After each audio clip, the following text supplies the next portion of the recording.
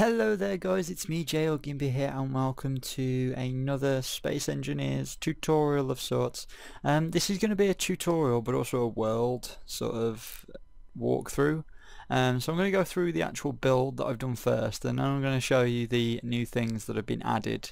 So what I'm going to do is I'm going to go into my normal view, and this is what I've been working on. She is called the Nautilus, and she's, if you notice, a very weird shade of red. Not the normal red you would normally see in Space Engineers. So if I just fly, if you notice there's a few new noises as well for when you do things. I'm hoping to turn them down. But this is the Nautilus. She is basically a ship carrier, and I'm going to make it so you can land your ships hit on top of it as well. But she's currently a ship carrier. She's very flat. I went with like a sword design, so it's got like a point to the tip. There's a hangar just underneath. She's very slow, unfortunately, very much like an aircraft carrier. You can come from the top deck where you've got the spinning rotors, they're just extraction fans, but you can come through there and you can come into here. I'll just shut the door. No airlock because we're super cool. This is the insides and this is the cockpit. It's still unfinished, but if I jump in her, hey, that's what she said.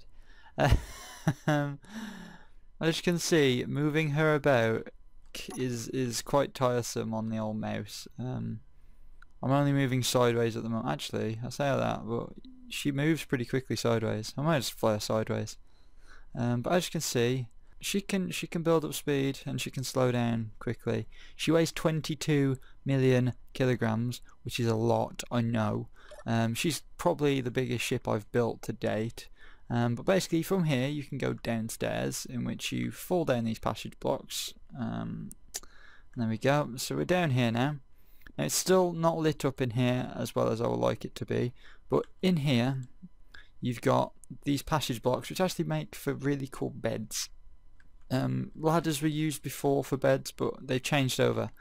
There are a few bugs where turrets can appear sometimes where your ladders used to be, and they'll take up like the whole 3x3 area, which is an issue because it can destroy some things. But yeah, this is the storage area. I thought I'd have it at the back because, you know, it's out of the way. It's built into the wall as well, which is good. That's at the very back of the ship, but it's the same on either side. It's split into two halves. But what you can do is you can come down here. You've got four bays for crew, but you can come down here and you've got this kind of open ceiling. Then you've kind of got this look over at the actual like landing area, the deck as such. But you can come down here and just wander on down these steps, and then of course you've got the main hangar bay. That's a block that shouldn't be there. Let's get rid of that. See the new noise? It's really weird. Okay. So, and there it is again. But basically these are the two extraction fans. They're new to this. It kind of looks like a swastika, but just ignore that. Hangar Bay Doors. They're not very big, but I'm only expecting to have small ships in here, because these will be over here, the repair bays, and these will basically just, you know, hold munitions and things like that. I'm gonna put some crates up here and stuff so they can hold munitions, and then you'll have a ship in here as well. The only way at the moment to get up and down them is through just flying. So it is recommended to have a jetpack on this. Yeah. Okay. So with a little help from the fans, we are here.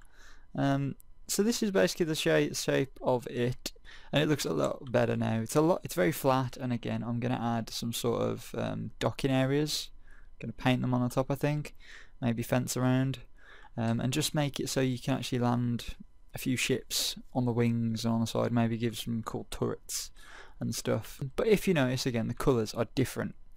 Now what I'm going to do is I'm going to show you how to change the colours. Now if you go P on your keyboard, the colour picker comes up.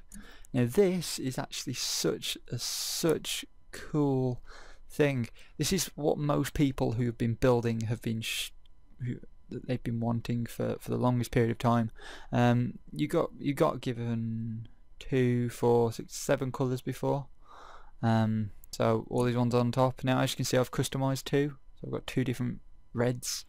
like crimson, reds, but you can basically come through here and you can scroll through, you can select a colour and then you can edit it to your heart's content.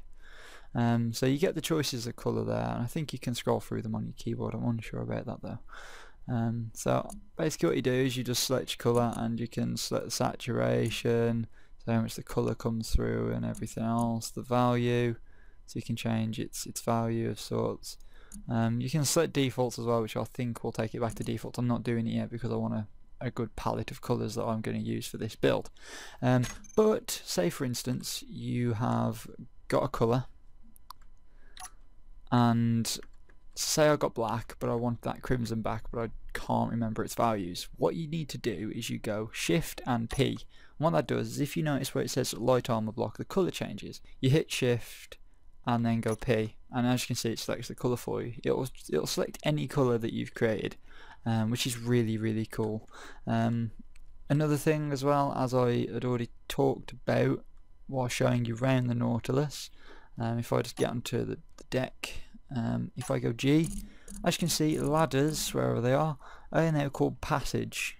These are basically passage blocks, and what you do is you select them, you place them down like normal ladders, make a weird noise when you place them down, but as you can see, if I just go 0, they've got this really cool sort of texture to them now. Another thing they've added is, well I say added, I mean changed, is the spotlights. Those used to be called exterior lights, I think they were, or something like that, but now they're called spotlights.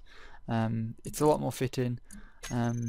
If I fly back to the cockpit, then what you will see as well is you can change the name of thrusters and things like that. So if you struggle to find things like I have done, there's still no grouping feature, but if you go T and then go K, you can go through, and as you can see, doors aren't just doors now, you can actually call them blast doors and things like that. You can go in here, type whatever you want in, and that will save to this world.